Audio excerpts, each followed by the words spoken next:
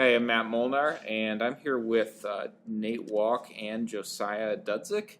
And we're trying out yet another podcast, just trying to see what adds value. And we would love to hear feedback from people, like what you like, what you don't like, what you'd like to hear more of.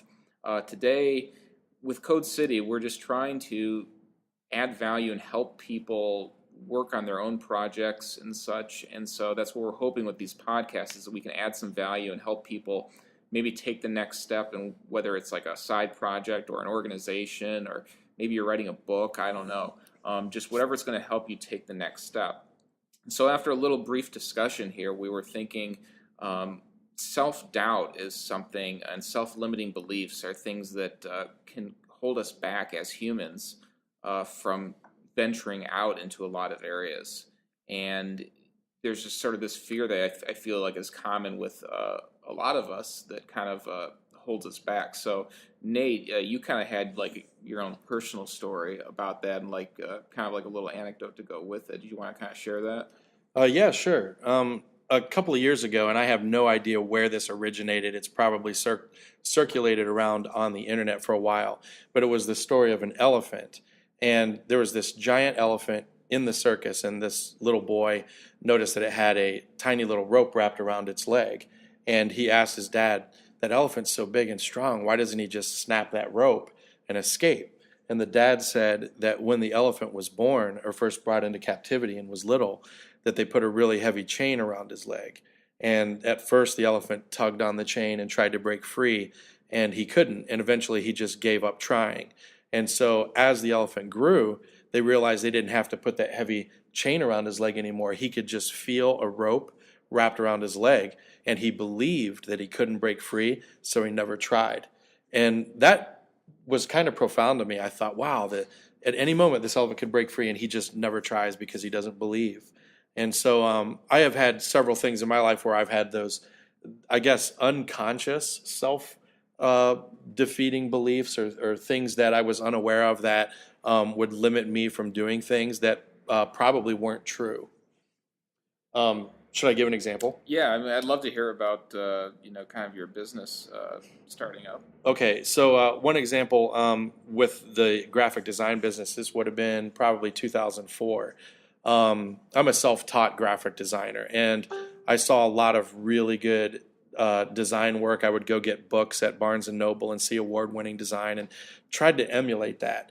And so I found a printing company online at that time and started submitting postcards that I would design for my customers. And they were okay. They were better than what the people in the offices could do, but I didn't think they were by any means dazzling, amazing design work. Well, as I saw a lot of the postcards and brochures and flyers that would come out of this print place, they would blow my mind. I saw really neat just effects and use of photographs and color and fonts that I had never seen, and thought, wow, I really want to be like that. So for 6 to 8 months or so, I sent in these art files and was kind of trying to fly under the radar, hoping that the owners or the press operators didn't think, who is this guy that thinks he's a designer, and this is really crappy artwork. Well, one day I got a call from the owner of this company, and he said he wanted to talk to me. He wanted me to come up to Cleveland, and the first thing I thought was that I was in trouble, that because I was ordering their printing and I was marking it up. It was a really low-priced gang-run print house, and he ended up telling me that they really liked my artwork, and that I had been placing a lot of orders, and they wanted to talk to me about opening an office in Toledo and eventually Southeast Michigan and Chicago. So for me, that was super encouraging, and it kind of jerked me out of that self-defeating belief that I had, that I thought I was no good, and here other people thought I was quite amazing.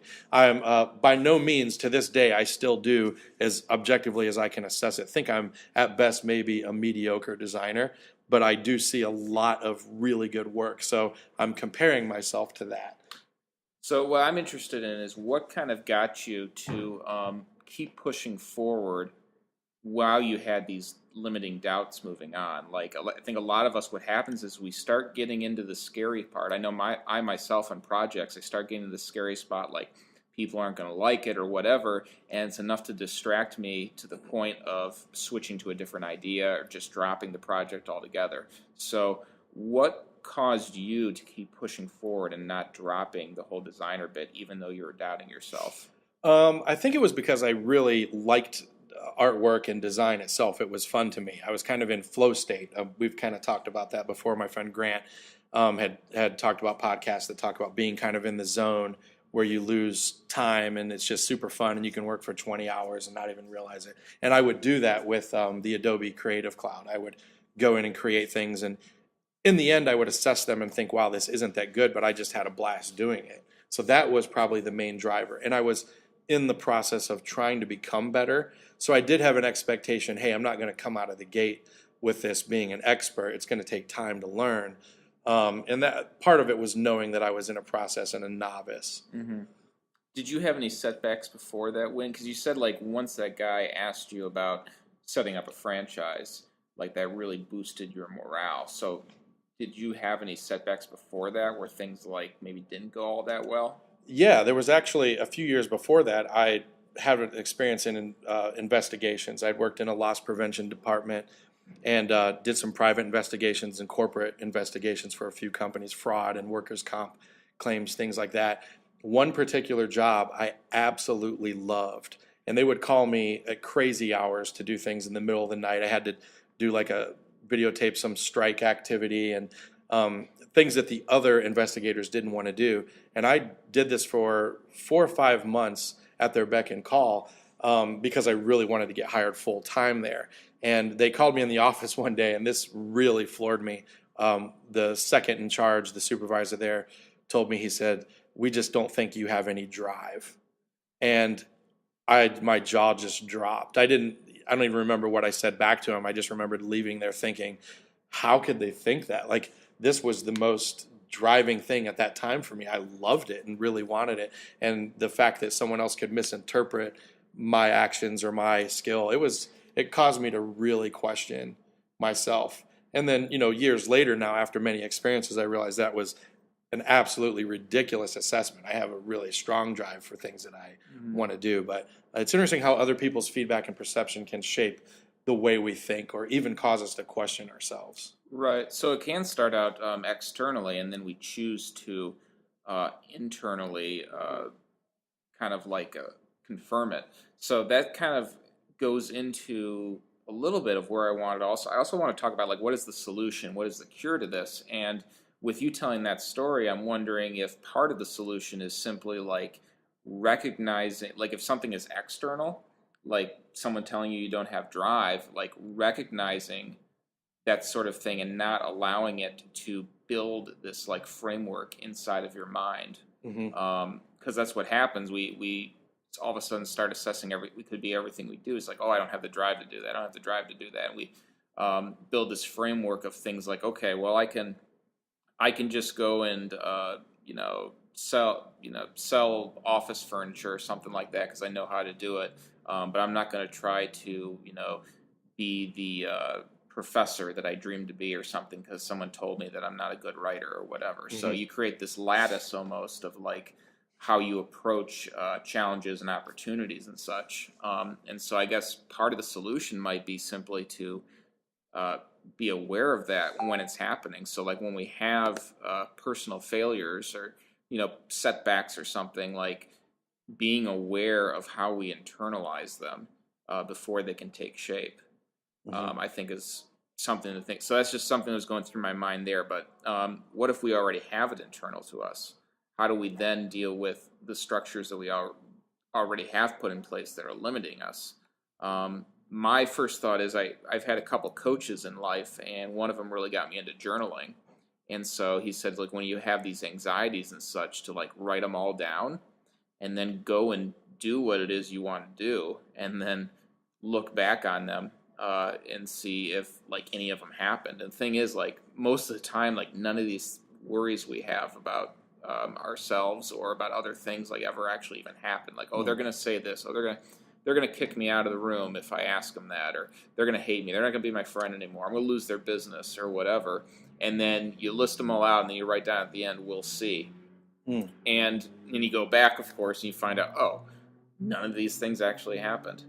So that's part of my approach. I'm still, struggling with my own self-limiting beliefs, but that's part of my approach is just kind of being aware. So, like, do you have any approach you're aware of, like for your own, pushing yourself forward into new territory? Well, I think over time, as I've gone through different experiences, there's a degree of understanding of ourselves that I think happens. We face certain challenges, we meet certain people, certain things happen. And so now I guess I'm hyper aware of, say, a criticism or a feedback comes from me or a perception I have from another person. I will consciously hold that and question it and try to decipher, what is the good feedback? What is valid criticism? Who is this coming from? What are their motives? And what is good and what is bad criticism, and try to incorporate that. And then also being okay with knowing that I'm not perfect and I'm going to be learning. But then also the experiences where I've excelled at things and being able to identify strengths, I think it gives you a degree of confidence. Well, I don't have to waste mental energy thinking about or ruminating on this particular thing because I've already accepted that I'm pretty good at this. And even if I'm mistaken about that, so what? I think we all have probably mistaken beliefs. So I think that's my maybe informal strategy for that. Right.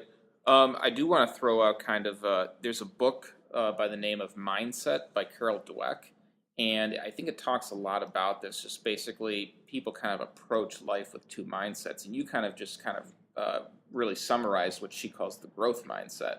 So a lot of people come at it with a fixed mindset that our skills and abilities we're all born with them, and we either have them or we don't, type of thing. And so then we just say, like, well, I can't do this. I'm not a good writer. I'm not a good speaker. I'm not a good salesperson, and there's nothing I can do about that. Versus a growth mindset of, I can learn this. I can learn anything. And with that is what you talked about, being able to accept feedback in a growth mindset versus, if you're in a static mindset or a fixed mindset, you're just going to, reject feedback. Because it's going to be an attack on your personal identity, essentially. I think that's a really neat core idea, and I'm glad you brought that book up again. I remember you mentioning that a while back, and I haven't read it, so yeah, I'm going to check it out. Definitely. You have any ideas or thoughts, Josiah? Yeah, so actually it's really interesting because I'm kind of still in the position of trying to learn and grow as quickly as I can and get as much as I can, and kind of preparing myself for the ability to start a business or start developing products or whatever. So it's interesting because I can adopt the mindset that I would rather do something for free for somebody else, because at least then I know there's no risk technically, other than my own time and my own effort going into it. It's easier to think there's a valuation there and I can get experience that way, when in reality I think we can look at something a little more objectively and see that there's actual real value in what we're wanting to do, and we can take that into potentially even something profitable like your printing business and stuff, like how that could escalate so quickly, whereas you thought they were gonna yell at you. Yeah. Interesting. Now, you still being in kind of the corporate world or with, the employee-employer state, do you get feedback that you have to filter through? Are there things that happen that encourage you, or do you find yourself questioning things because of that, or coworkers even? I do. And this is even part of like the whole growing aspect as well, is that I work with a lot of people who are a lot better than I am. And it's cool because I love putting myself around people who are better than me, because that makes it so I learn faster and I learn better and I learn, hopefully and potentially the right way to do things instead of just whatever willy-nilly kind of way to do something. But it's also easy to take that and let that become something that can make you feel like you're not as worth much when you're around people who are quote unquote consistently just better than you at whatever you're doing. It's easy to let that be a factor in what you believe you're capable of. It's like if you're always swimming against Michael Phelps, you'll think you're a bad swimmer, right? Mm-hmm. Yeah, that's what comparison. I mean, we could do a whole podcast on comparison and ego and such. Like we have to remember, like, I am not my skills. I am not my skill set. And so there's not a lot of talk, but various things I've read online, like that it might be healthy for us to like not identify as certain professions, like not to say like I am a programmer or I am a designer, because then we establish our identity in that, and then as soon as it's threatened because of a better skill set, then all of a sudden it's like, oh man, I'm not a programmer anymore. I'm not a designer anymore. I lost my identity. But we could probably talk for another 20 minutes just on. I know I could talk on my adventures in ego and whatnot for another 20 minutes. Well, good. We have our next podcast. There you go. There you go. So unless there's any other things you guys wanted to throw out there, I think we're at a pretty good time mark here. Okay. All right. Yeah. Great. Well, again, thanks for listening. Hit us up with feedback. We will not take it too hard. We'll try not to. All right. Thanks, guys. Thank you.